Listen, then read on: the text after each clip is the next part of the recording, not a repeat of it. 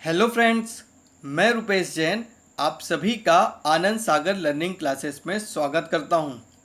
Friends, कल की class में हमने पानी और रात्रि इन दो शब्दों के पर्यायवाची शब्दों से बहुत सारे शब्दों के पर्यायवाची शब्द बनाए थे और बहुत सारे पर्यायवाची बनाए थे। उस ट्रिक को सभी स्टूडेंट्स ने बहुत पसंद किया। इस ट्रिक से आप किसी भी शब्दों के पर्यायवाची खुद बना सकते हैं और लंबे समय तक याद रख सकते हैं। तो फ्रेंड्स, आइए आज कुछ ऐसे ही इम्पोर्टेंट शब्दों के पर्यायवाची हम ऐसी ही ट्रिक से सीखते हैं। कैसे हम किसी शब्द के पर्यायवाची से अन्य शब्दों के पर्यायवाची बना सकते हैं। तो आज मैं कुछ बहुत ही इम्पोर्टेंट शब्द जो कि एग्ज़ाम में पूछे जाते हैं उनके पर्यायवाची लेकर आया हूँ, वो भी ट्रिक से। तो चलिए फ्रेंड्स, आज की क्लास स्टार्ट करते हैं। जैसे कल हमने जल के पर्यायवाची से कमल के पर्यायवाची बनाए थे, उसी प्रकार आज एक बहुत इंपॉर्टेंट शब्द देखते हैं कि लक्ष्मी। लक्ष्मी का पर्यायवाची जनरली एग्जाम में पूछा जाता है। तो सबसे पहले आपको लक्ष्मी का पर्यायवाची बनाने के लिए ये जानना होगा कि लक्ष्मी को क्या क्या कहते हैं। लक्ष्मी के बारे में आपको कुछ जानना होगा। तो आपने टीवी में देखा होगा कि लक्ष्मी और विष्णु जो हैं वो शेषनाग पर सवार होकर समुद्र में वास करते हैं, निवास करते हैं। इसलिए उनको समुद्र की पुत्री कहते हैं। समुद्र का पर्यायवाची सिंधु भी होता है, इसलिए उनको सिंधु की पुत्री कहते हैं। समुद्र में जल होता है, इसलिए लक्ष्मी को जल की पुत्री भी कहते हैं।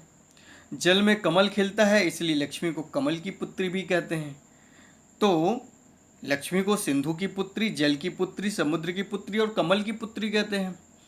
तो इसी कमल शब्द के पर्यायवाची शब्द से अब देखिए हम कितने सारे लक्ष्मी के पर्यायवाची बनाते हैं। तो कल मैंने आपको जल के पर्यायवाची से कमल के बहुत सारे पर्यायवाची बताए थे। और वो पर्यायवाची शब्द कैसे बनाए थे कि जल के आगे हमने ज प्रत्यय लगा दिया था तो जलज हो गया था। ठीक है, जल के पर्यायवाची नीर होता है, अंबु होता है, वारी होता है, पय होता है। ठीक है, तो उसमें हमने ज प्रत्यय लगाते जोड़ते गए थे तो नीर में नीरज हो गया था, अंबु में ज लगाने से अंबुज हो गया था। कमल के पर्यायवाची वारिज, पयोज, सरोज, पंकज, इस प्रकार से हमने बहुत सारे कमल के पर्यायवाची देखे थे। तो उसी प्रकार आज हम इन कमल शब्द के पर्यायवाची शब्दों से देखिए कैसे हम लक्ष्मी शब्द के पर्यायवाची बनाते हैं। अब उसके लिए आप ये जानिए कि सुता मतलब होता है पुत्री।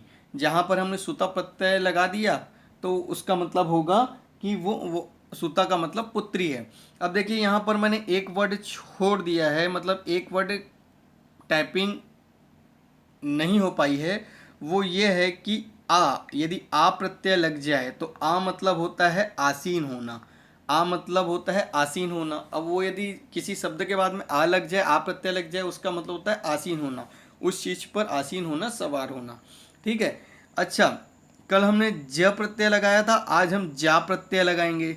जा मतलब भी पुत्री होता है, सुता मतलब पुत्री, आ मतलब आसीन होना। तो चलिए इन प्रत्ययों के माध्यम से और कमल के पर्यायवाची शब्द के माध्यम से हम लक्ष्मी के बहुत सारे पर्यायवाची बनाते हैं। देखिए कैसे।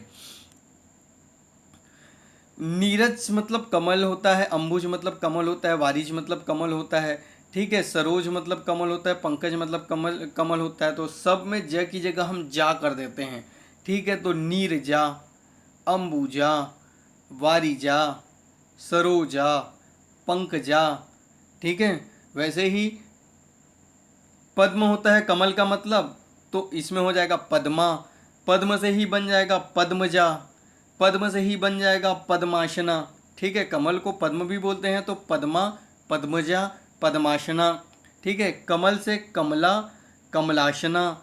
ठीक है, उसी प्रकार अब्ज बोलते हैं कमल को तो अब्जा बोलेंगे लक्ष्मी को। ठीक है फ्रेंड्स, तो सिर्फ हम जा प्रत्यय लगाते गए हैं या आ प्रत्यय लगाते गए हैं। आ मतलब आसीन होना होता है, मैंने बताया था। ठीक है, उसी प्रकार लक्ष्मी का एक नाम इंदिरा भी होता है। लक्ष्मी का नाम एक नाम इंदिरा भी होता है। ये पूछ चुका है एग्जाम में, इसलिए मैंने इसे अलग से इंक्लूड किया है। देखिए, ठीक है, इंदिरा आप याद रखेंगे, लक्ष्मी का पर्यायवाची इंदिरा होता है। अच्छा, चूंकि समुद्र में निवास करती हैं इसलिए समुद्र को सिंधु बोलते हैं, इसलिए सिंधुजा, सिंधु सुता, सिंधु की पुत्री, ठीक है। समुद्र सुता, समुद्र की पुत्री। समुद्रजा, समुद्र से हमने बनाया समुद्रजा, समुद्र सुता।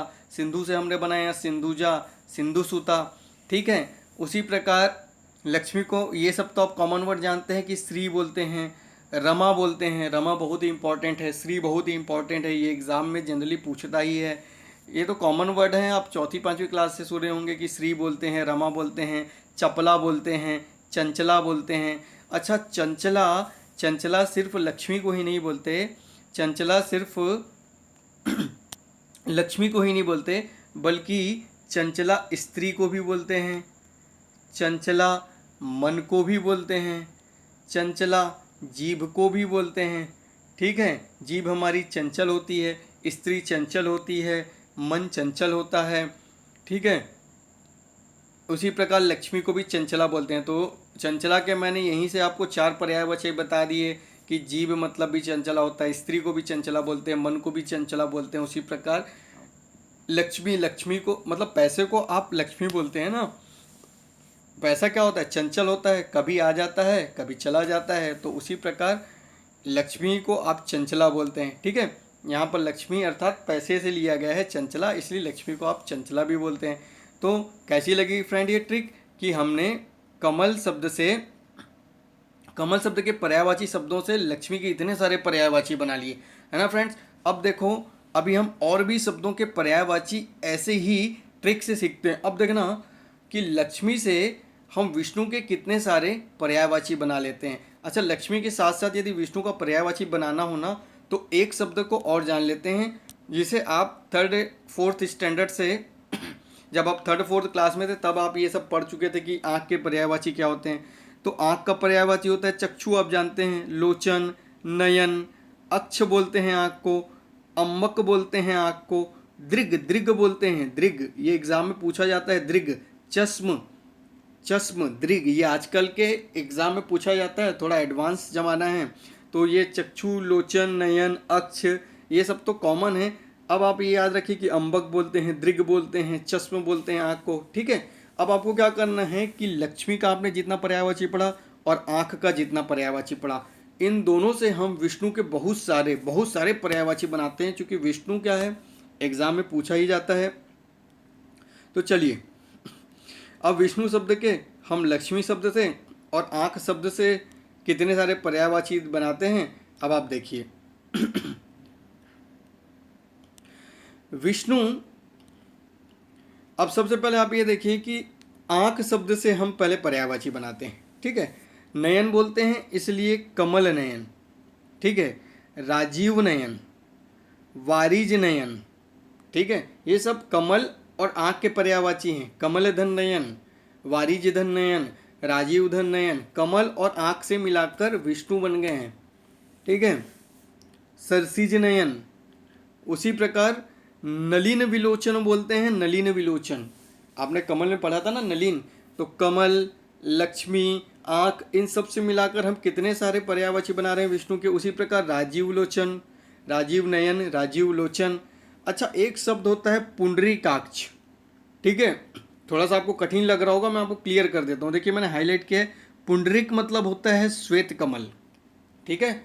अभी तक तो हम कमल की बात कर रहे थे, लेकिन जनरली किस कमल पर सवार होते हैं, तो श्वेत कमल पर होते हैं, इसलिए इन्हें पुंडरीकाक्ष बोलते हैं, ठीक है। पुंडरीक धन अक्ष, अक्ष मतलब आँख होता है और पुंडरीक मतलब श्वेत कमल होता है। अक्ष मतलब आँख और पुंडरीक मतलब श्वेत कमल, तो पुंडरीक धन अक्ष बराबर पुंडरीकाक्ष, ठीक है। अब अभी तक हमने कमल से और आँख से मिलाकर हमने विष्णु के पर्यायवाची बनाए। अब हम क्या करेंगे, लक्ष्मी से बनाएंगे। तो लक्ष्मी से आप विष्णु के पर्यायवाची बनाएंगे, तो कैसे बनाएंगे? चूंकि लक्ष्मी के पति हैं इसलिए लक्ष्मीपति, कांत मतलब पति होता है इसलिए लक्ष्मीकांत। अच्छा, लक्ष्मी को रमा बोलते हैं इसलिए रमापति, रमाकांत। अच्छा, रमाधन ईश मतलब रमा के स्वामी, रमा के ईश, तो रमाधन ईश बराबर रमेश, ठीक है। उसी प्रकार लक्ष्मी को श्री बोलते हैं तो श्रीपति, श्रीकांत, श्रीधन ईश, ठीक है। श्री के स्वामी, श्री के ईश, श्री के ईश्वर भगवान, तो श्री धन ईश बराबर श्रीश, ठीक है। अब कुछ अच्छे शब्द भी याद कर लीजिए। उनको कौन कौन सी उपाधि दिया है आपने। चक्रपाणी कहते हैं, चक्र को धारण करने वाले हैं इसलिए उन्हें चक्रपाणी कहते हैं, चक्रपाणी कहते हैं। चक्रपाणी, चक्र को धारण करने वाले, ठीक है, सुदर्शन चक्र को धारण करते हैं, ठीक है। पीतांबर, पीला है अंबर, जिसका मतलब जिनके वस्त्र पीले हैं, जिन्होंने पीले वस्त्र को धारण किया है, इसलिए विष्णु को पीतांबर कहते हैं। चक्रभुज, जिनकी 4 भुजाएं हैं, विष्णु की 4 भुजाएं हैं इसलिए उन्हें चक्रभुज कहते हैं। विष्णु को आपने ऋषिकेश की उपाधि दी है, विष्णु को आपने विश्वंभर की उपाधि दी है, विष्णु को आपने मधु रिपु की उपाधि दी है, ठीक है। अच्छा, विष्णु के कुछ उपनाम भी हैं जिन्हें कि पर्यायवाची में पूछा जाता है। इसे तो आप बचपन से ही किसी न किसी प्रार्थना में पढ़ रहे होंगे, ठीक है। विष्णु को नारायण बोलते हैं, गोविंद बोलते हैं, दामोदर बोलते हैं, माधव बोलते हैं, केशव बोलते हैं, उपेंद्र बोलते हैं और हरि बोलते हैं। ये सब जनरली रियल लाइफ में हम सभी लोगों के नाम होते हैं। आपके बहुत से फ्रेंड्स के नाम होंगे या आप लोगों के ही नाम होंगे ये सब, ठीक है।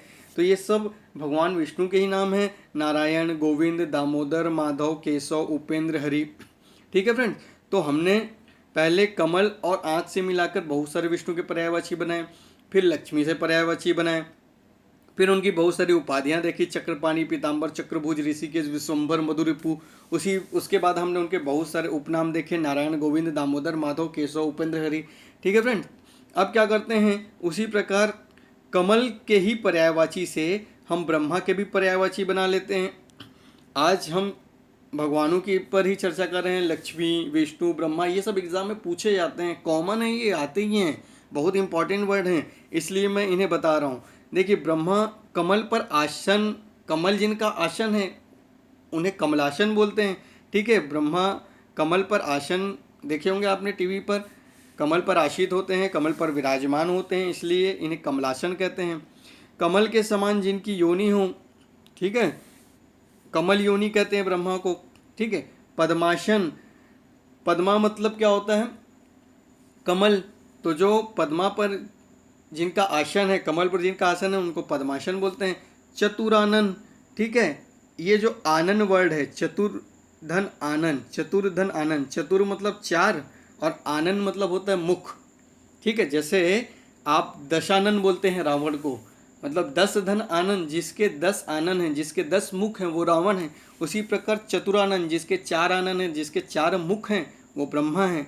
उसी प्रकार स्वयंभू, स्वयं पैदा होने वाले, स्वयंभू, आत्मभू, अपने आप पैदा होने वाले, ये किसी के पुत्र हैं क्या, नहीं हैं, ये अपने आप पैदा हुए हैं, सृष्टि के रचयिता हैं, इन्होंने सृष्टि का निर्माण किया है, अपने आप पैदा हुए हैं, स्वयं पैदा हुए हैं, तो स्वयंभू, अपने आप पैदा हुए हैं इसलिए आत्मभू। जिनका गर्भ सोने के समान है इसलिए हिरण्य गर्भ बोलते हैं, ठीक है। अब्ज, ठीक है, अब्ज मतलब पानी, अब्जा मतलब कमल, इसलिए अब्ज योनि बोलते हैं इन्हें। अच्छा, ब्रह्मा के आप 2 इम्पॉर्टेंट नाम याद कर लीजिए, ठीक है। ब्रह्मा को विरंची बोलते हैं, ब्रह्मा को लोकेश बोलते हैं, ठीक है। ब्रह्मा को विरंची भी बोलते हैं और लोकेश भी बोलते हैं। लोकेश राहुल को तो आप जानते होंगे, ठीक है, टीम इंडिया क्रिकेट टीम के, इंडियन क्रिकेट टीम के ओपनर बल्लेबाज हैं। वैसे ही देवताओं में ओपनर हैं ब्रह्मा जी, इसलिए लोकेश इनका नाम इस ट्रिक से याद रख सकते हैं। तो विरंची और लोकेश 2 और ब्रह्मा के नाम हैं। चलिए अब थोड़ा सा है ना, मैं आपको ट्रिक से बाहर लाता हूँ। 2-3 शब्द के बहुत ही कॉमन आपको मैं क्या करवाता हूँ, पर्यायवाची याद करवाता हूँ, ठीक है। उसके बाद फिर से वापस ट्रिक में चलेंगे। तो ये आपका थोड़ा सा है ना, आपको थोड़ा सा रेस्ट मिल जाएगा। आप शब्द बनाने के अलावा थोड़ा सा 2-3 शब्दों को मैं आपको पर्यायवाची याद करा देता हूँ, इंपॉर्टेंट चीज़ों को। देखिए क्या होता है ना, सोम, सोम है तो एक वर्ण, लेकिन इसके 3 पर्यायवाची होते हैं, ये 3 शब्दों का पर्यायवाची है। चंद्रमा का कल मैंने आपको बहुत सारा पर्यायवाची बताया था। आप चंद्रमा की लिस्ट में जाके आप जो नोट्स बना रहे हैं, चंद्रमा में एक और पर्यायवाची ऐड कर लो, सोम। चंद्रमा को सोम भी कहते हैं, ठीक है। सोम मतलब मदिरा भी होता है, मदिरा, शराब, ठीक है, शराब को सोम बोलते हैं। अमृत को भी सोम बोलते हैं, ठीक है।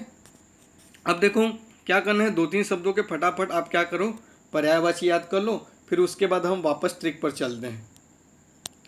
ये सब तो आपको मालूम होगा। शराब, शराब का पर्यायवाची तो आप सभी जानते ही होंगे, कौन नहीं जानता होगा शराब के पर्यायवाची को, है ना। सभी के चेहरे पे मुस्कुराहट आ गई है। चलिए शराब के बारे में देखते हैं। शराब को हाला बोलते हैं, शराब को मधु बोलते हैं। हरिवंश राय बच्चन जी की आपने कविता पढ़ी होगी, सुनी होगी, मधुशाला। मधुशाला मतलब शराब को मधु बोलते हैं, और शाला मतलब जहाँ पर शराब बिकती हो, जहाँ पर मधु बिकती हो, इसलिए उसे मधुशाला कहते हैं। ठीक है, तो हाला, मधु, वारुणी, सोम बोलते हैं, अभी मैंने बताया था, मदिरा बोलते हैं, सुरा बोलते हैं। ठीक है, सुर मतलब देवता होता है, सुर मतलब कल मैंने आपको देवता बताया था, और सुरा मतलब शराब होता है। ठीक है फ्रेंड्स, अब क्या करते हैं, विष के पर्यायवाची देख लेते हैं। विष मतलब होता है गरल, विष मतलब होता है जहर, हलाहल, कालकूट, मतलब जितने भी भयानक नाम आपको सुनने मिलेंगे वो सब विष के पर्यायवाची हैं। गरल, जहर, हलाहल, कालकूट, ये सब किसके पर्यायवाची हैं, विष के पर्यायवाची हैं। अच्छा, जितने भी मीठे पर्यायवाची होंगे वो किसके होंगे, अमृत के होंगे, जैसे सुधा, अमी, अमीय, पीयूष, सोम, सुरभोग। सुरभोग क्यों, सुर मतलब होता है देवता, तो सुर जिसका भोग करते हैं, देवता जिसका भोग करते हैं, जिसका पान करते हैं, जिसको पीते हैं, वो उसे अमृत कहते हैं। ठीक है फ्रेंड्स, तो अमृत को भी आपने समझ लिया। अब चलिए हम चलते हैं वापस ट्रिक पर, जहाँ पर आपको बहुत सारे पर्यायवाची जानने हों वहाँ पर आपको ट्रिक उपयोग करनी पड़ती है। तो देखिए, मैंने ट्रिक से इंद्र के बहुत सारे पर्यायवाची आपको बताने की कोशिश की है। अब इंद्र के पर्यायवाची आप कैसे बनाएंगे, देखिए, आप सबसे पहले है ना, कल मैंने आपको देवता के बताए थे पर्यायवाची, सुर बोलते हैं, ठीक है, देव बोलते हैं। ठीक है, तो ऐसे बहुत सारे मैंने आपको क्या बताए थे, देवता के पर्यायवाची बनाए थे। तो देवता से हम इंद्र के पर्यायवाची बना लेते हैं। चूंकि देवता के देवता होते हैं, देवराज होते हैं, देवता के राजा होते हैं, देवता के ईश होते हैं, भगवान होते हैं इंद्र, इसलिए इन्हें क्या है ना, सुरेश कहते हैं। सुरधन ईश मतलब, सुर मतलब देवता और ईश मतलब ईश्वर, तो देवताओं के ईश्वर, देवताओं के स्वामी सुरेश, सुरधन ईश बराबर सुरेश।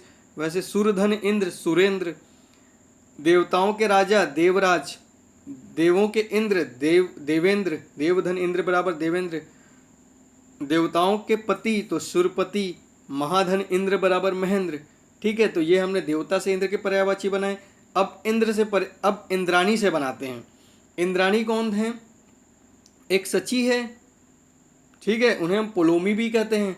तो अब देखिए, इंद्र की पत्नी को सची कहते हैं, पोलोमी कहते हैं, इसलिए सचीपति और पोलोमोपति। ठीक है, ये दो आपको पति से ही याद हो गए, पत्नी से ही याद हो गए। ठीक है, अब कल मैंने आपको राक्षस, देवता के साथ साथ राक्षस की भी पर्यायवाची बताया था कि राक्षस को असुर बोलते हैं, दैत्य बोलते हैं, और अरि मतलब होता है शत्रु, ये भी बताया था। ठीक है, तो असुर मतलब राक्षस, असुर धन अरि, अरि मतलब शत्रु, तो असुर के अरि, असुर के शत्रु वो कौन है, इंद्र हैं। वैसे दैत्य मतलब राक्षस और अरि मतलब शत्रु, तो दैत्य धन अरि, दैत्यारि। ठीक है, दैत्यों के शत्रु इंद्र हैं। ठीक है, अब इसके अलावा क्या है ना, इस ट्रिक के अलावा आपको कुछ अन्य नाम याद रखना पड़ेंगे, जैसे कि जीमूत वाहन। अब आप याद करिए कि मैंने आपको कल जीमूत शब्द बताया था। जीमूत किसका पर्यायवाची है, जल्दी ट्रेस करिए, जल्दी याद करिए, कल मैंने कहाँ बताया था, इसे मैंने बादल के पर्यायवाची में बताया था। ठीक है, बादल के लिए मैंने एक पर्यायवाची बताया था कि बादल को जीमूत बोलते हैं। तो बादल जिसका वाहन है वो इंद्र हैं, तो इन्हें जीमूत वाहन कहते हैं। अच्छा, इसके अलावा इंद्र के आप 3-4 नाम याद कर लीजिए, आपको याद करने पड़ेंगे, कॉमन है, पूछे जाते हैं। मधुआ बोलते हैं इंद्र को, शुक्र बोलते हैं, पुरंदर बोलते हैं, वासव बोलते हैं। इंद्र को मधुआ बोलते हैं, शुक्र बोलते हैं, पुरंदर बोलते हैं, वासव बोलते हैं। ठीक है, इतने सारे पर्यायवाची आपने देखा ना, कैसे आपने एक ही चुटकी में याद कर लिया, खुद बना लिया, है ना, बहुत ही आसान। अब एक शब्द का मैं आपको पर्यायवाची और बता रहा हूँ, बहुत इंपॉर्टेंट है, बहुत सारे पर्यायवाची बताऊंगा सूर्य जी के। सूर्य के बहुत सारे पर्यायवाची हैं, आपको भूलने की ज़रूरत नहीं है, आपको याद करने की ज़रूरत नहीं है, खुद ब खुद आपसे बन जाएंगे। देखो, कर मतलब होता है उत्पन्न करने वाला, कल भी बताया था मैंने। ठीक है, उसी प्रकार अब देखिए, कर मतलब चूंकि होता है उत्पन्न करने वाला। अब सूर्य के हम क्या करते हैं, बहुत सारे पर्यायवाची बना लेते हैं इस कर शब्द से। भा मतलब होता है रोशनी, तो हमने बना दिया कर से भास्कर। मतलब रोशनी उत्पन्न करने वाला भास्कर। उसी प्रकार दिनकर, दिन उत्पन्न करने वाला दिनकर। दिवा मतलब भी दिन होता है, इसलिए दिवाकर। ठीक है फ्रेंड्स। उसी प्रकार दिन का ईश, दिन का स्वामी दिनेश, दिन धन ईश बराबर दिनेश। अच्छा, प्रभा उत्पन्न करने वाला प्रभाकर। ठीक है। दिन को दिवस भी बोलते हैं, तो दिवस धन ईश बराबर दिवशेष। ठीक है। उसी प्रकार दिन मतलब दिवस भी होता है, तो दिवसनाथ। अच्छा, तम धन अरी, तम मतलब अंधेरा और अरी मतलब शत्रु। तम मतलब अंधेरा और अरी मतलब शत्रु। तो तम धन अरी, तम का शत्रु, अंधेरे का शत्रु कौन है? सूर्य। सूर्य हमेशा रोशनी देता है, इसलिए इनको तमारी बोलते हैं। ठीक है। सूर्य को तरणी बोलते हैं, ये याद कर लेना। सूर्य को क्या कहते हैं? तरणी कहते हैं। अच्छा, सूर्य को पतंग भी कहते हैं। आप पतंग उड़ाते हैं ना आसमान में तो सूर्य का पर्यायवाची भी पतंग होता है। सूर्य भी हमेशा आसमान में होता है। अच्छा, त्रिदश क्यों बोलते हैं सूर्य को? क्योंकि सूर्य के कारण दिन की 3 दशा होती है, सुबह दोपहर शाम, इसलिए इसको त्रिदश कहते हैं। ठीक है। दिवशंभरता कहते हैं, दिन से बना दिवशंभरता। ठीक है फ्रेंड।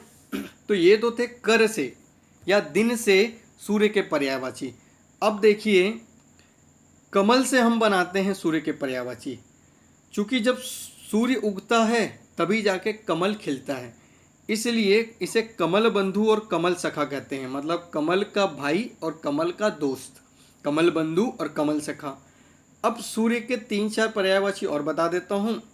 उसके लिए आपको क्या करना पड़ेगा? 2 लड़कों के और 2 लड़कियों के नाम याद करना पड़ेगा। पहले 2 लड़कियों के नाम याद कर लो, चूंकि लेडीज फर्स्ट, तो भानु और सविता।